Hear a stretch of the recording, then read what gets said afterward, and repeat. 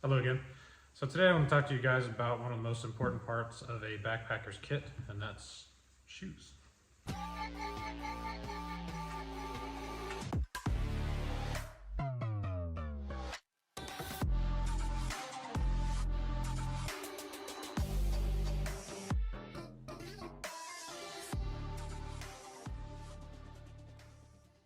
So I intended on doing this video for you guys outside so you wouldn't have to listen to the echo here in my shop because I don't have a good microphone for my phone. But we're getting our one seasonal snow of every 5th year today, so I'm having to do the video inside again today.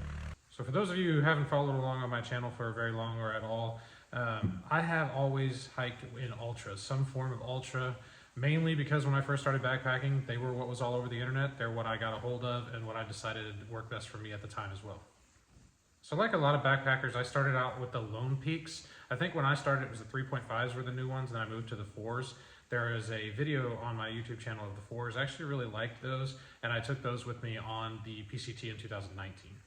After that, I continued wearing ultras every day. I only ever own one pair of shoes at a time. I don't see the point in having more than one, so I wear one, they wear out, I throw them away and buy a new pair. And ultras were my go-to for every day. After I left the Lone Peak 4s, I actually went to a true barefoot shoe. I wanted to try that out. I actually really liked it. Ended up for 3 years wearing nothing but barefoot shoes.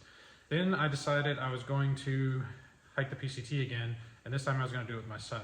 So before I hit the trail, I didn't really want to wear barefoot shoes for that long of distance and being on my feet that much during a one day and in consecutive days. So I did start looking back into the Lone Peaks again. Although I didn't end up going with the Lone Peaks, I think I ended up with a Temp after that, and I didn't have those for very long. They were a little too cushiony for me after having been wearing barefoot shoes for so long. So I went with the Superior 4s, which were the new Superiors at the time. They had the lowest cushion rating, and you could remove the rock guard. The Superiors were by far my favorite shoe I had ever worn. They were amazing in every way. They still were zero drop, they had the wide toe box. I really liked the tongue, which a lot of people actually hate because it's attached entirely on one side, but I actually thought that was really good for helping keep debris out, and I really enjoyed that. So I started with the 5s, and I absolutely loved them. I was able to get them for quite a while because I came in when they were new, and then as they were going out, I bought 2 pair on sale, which were 2 for the price of 1 basically. So I've been wearing those for the last couple of years. Like I said, I do wear these every single day, and it takes just under a year for me to wear them out. But the time came to get a new set before we get ready to go to the Sierra this summer, and I had to go with the 6s because I could no longer find any 5s. So now for the whole reason I'm even making this long-winded video about shoes, I was very, very disappointed with the Superior 6s. If you might be able to tell right here in this video already, the wide toe box is gone. This is the main reason why I buy ultras, is the wide toe box. Now, before you get too excited, I did find out after buying these that it's because they have 2 models now. They have the regular, which is what you will get if you just order them online, or they have the wide, which you have to specify when you buy online. And I didn't know that because one of Altra's main selling points was the wide toe box in their trail runners. So I thought it was really strange that you had to know that they decided to change that and buy the wide version, which I've come to find out now is very hard to get a hold of because that's what everybody wants. So when I first tried them on, I thought, okay, maybe I just need to break them in, which I was kind of weird because I've never had to break in an Altra before, but I figured I'll give it a shot. I wore them for about a week and a half, and they started destroying my right foot because my foot has been so used to doing whatever it wants to do inside the shoe for the last 6 years that being confined again was absolutely terrible for it. It took me a few days to actually give in to the idea that it might be the shoe because I kind of thought that was nuts that the shoe would hurt my foot that bad. But I changed back to my barefoot shoes after that, and it's been about 3 weeks since then, and I've not had another problem. So it's kind of hard not to think that it was the shoe. That would be a really weird coincidence. So if y'all spend any time at all on Instagram, y'all might be able to guess what shoes I decided to try because they are trying really hard to replace your ultras. A lot of you have probably seen the ad for these as well, and I'll say it worked. It got me. After seeing it about the 5th time, compared side by side with a picture of an ultra, I went ahead and tried it. And that would be the Flux Adapt Trail Runners. Right off the bat, you can tell that the Flux is way wider than this new standard Ultra Superior. I don't think the Ultra did this skinny toe box with all of their models, but they definitely did it with the model that I wanted. The reason I did finally decide to go ahead and get a pair of these after seeing them for a month or 2 months or so being advertised on Instagram is I really enjoy this sock fit here. My barefoot shoes have this sock fit, and I absolutely love it. It keeps everything out of the shoe. With that sock fit ankle, it also has the benefit of not actually having a tongue. I prefer that style shoe And with the Superiors, I halfway got that on this side. That was one of the main reasons that I like these, like I mentioned at the beginning of the video. So those three things got me. They're wide in toe box like I want them. They're the sock fit, no tongue, and they're still zero drop. After wearing a zero drop shoe for 6 years, I cannot ever go back to a standard shoe with a heel. It has fixed so many problems in my feet, my ankles, my knees, and my hips just by changing that style of shoe, and I never would have believed it if it didn't work for me personally.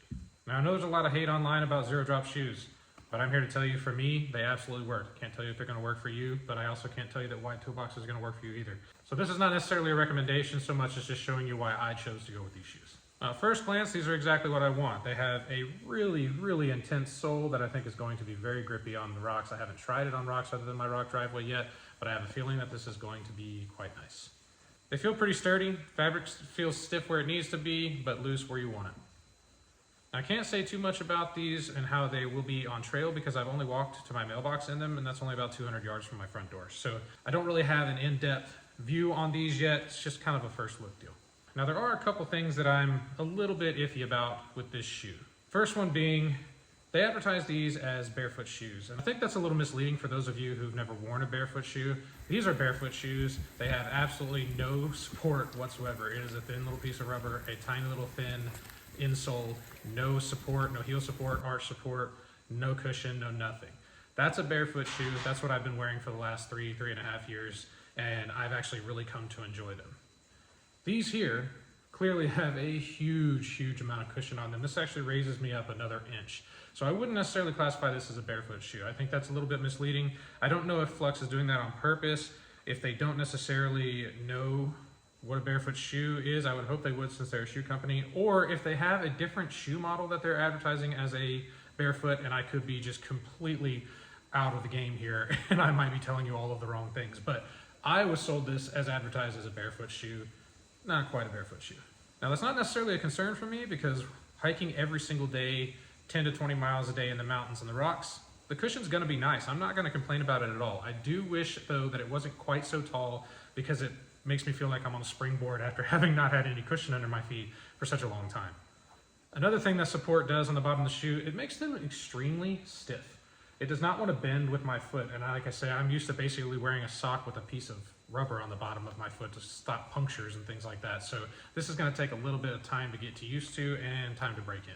Now all of that being said, I'm not knocking this shoe at all. I actually am looking forward to trying it, and everything that I just mentioned about it not being a barefoot shoe might have no bearing on you whatsoever. You may have not ever worn a barefoot shoe, you may have absolutely zero interest in wearing a barefoot shoe, and cushion might not be anything new to you at all, and it probably isn't, to be honest. So all those things being said, you might not have any issue at all with any of the things that I just said about the sole. The last thing that I'm not really sure that I'm going to be comfortable with is the insole. It appears that it's going to be very comfortable because it's got all these little cushiony deals in there. They're like honeycomb shaped things, but I can feel every single one of those honeycombs on the bottom of my foot. It drives me absolutely insane for now, but that's also again because of the style shoe that I'm used to wearing. I'm sure after putting a few miles on this, especially a couple 100 miles on it, I'm not even going to notice those little things are there.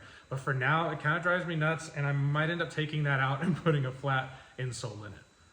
So overall, I'm pretty excited to try this shoe out on the trail. I think where it needs to be supportive, it's going to be supportive, and everything else is going to just not matter while I'm out there. It's just my first look going from my very extreme barefoot shoe to a more supportive shoe.